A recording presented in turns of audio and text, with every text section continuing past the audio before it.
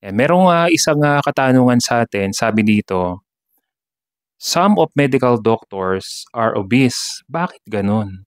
Dapat sila ang healthy looks dahil doktor sila.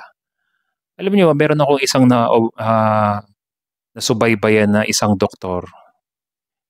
Isa siyang patay na siya. Sorry condolence po sa pamilya, hindi ko nababanggitin, baka mabash pa ako. Magaling siyang surgeon at talagang sinasaluduhan siya ng mga kapwa niya doktor, mga kilalang personalidad, mga mayayaman, mga negosyante. At nako, napakahusay po talaga niyang doktor. Pero nung tinignan ko yung profile nung doktor, alam niyo ba na halos hindi na maisarado yung botones sa taba talaga. Sa taba. Hindi na po maisara. Tapos lagi siyang naka milk tea, tapos parang mga drinks, mga basta matatamis galing sa Starbucks. Sa madaling salita, ang lifestyle talaga niya, based sa pictures ng mga previous bago siya mamatay, is mga unhealthy po talaga ang kanyang kinakain. And take note yung batch nila doon sa hospital na yun, talagang most of the doctors are all obese. Ilan sa kanila mga nutritionists. Sapagkat kung susuriin niyo pong mabuti, sa pag-aaral kasi ng mga dalubhasang doktor, hindi talaga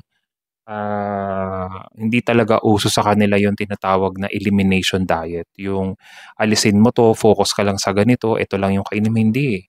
Sapagkat naniniwala sila sa moderation.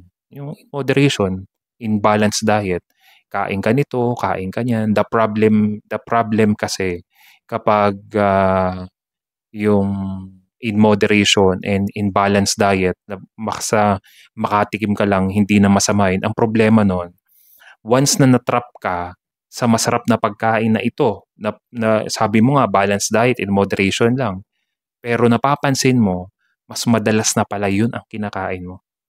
Naging very addictive na siya, na hindi na siya nawawala. So, akala mo in balance pa, pero in a daily basis pala, yun na pala yung kinakain mo. Balanced diet, in moderation, pero ito yung malupit. Isa siyang napakahusay na na yung nag-oopera sa puso, yung mga nagba-bypass. Ito yung matindi. Siya naman yung dumating naman sa buhay niya na siya na yung iba-bypass. Pero hindi na siya nagawang dalhin sa ibang bansa, dito na siya sa Pilipinas. At kung di ako nagkakamali ay tumagal lang ng parang within 24 hour, parang wala pa. Wala pang 24 hours yung operation. Hindi na kinaya. Hindi na po kinaya. Hindi naging successful yung operation, which is kapag siya yung nag-oopera, laging successful. At nagulat na lang talaga ang napakarami. Nakita ko pa siya sa Facebook. Minention pa siya sa ng isang napakalaking yung nagbebenta ng manok. Basta ayoko nang banggitin. Yun na nga, pinawian ng buhay. So, yun nga, sabi nga dito, bakit ganun? Dapat sila ang healthy looks dahil doktor sila. Pero the problem is, yun kasi yung study nila na eat what you want, parang enjoy life na nga ang nangyayari, basta in moderation, pero ang ending, hindi rin ito makakatulong. So sa ating pong community, napakahalaga dun po sa mga nagpapa-coach po sa akin, yung bumayad talaga sa akin at naglabas talaga ng pera. Alam niyo po kung gaano po ako kahigpit. Yung ilan pa nga, kakabayad pa lang, hindi na nagparamdam. Bakit? Hindi nila kaya yung yung sistema eh. Pero binigyan ko naman ng gradual eh. Mamili ka kung ano yung gusto mo. Pero ah ito yung tama, ito yung dapat mong gawin. So kung hindi mo 'to gagawin, you have to face the consequences.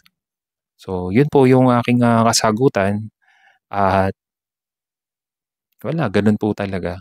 So, hindi hindi rin naman talaga nila alam ano ba talaga yung pinakamasustansyang pagkain na dapat pagtuunan nila ng pansin at ano yung pagkain na dapat completely eliminate. God bless everyone.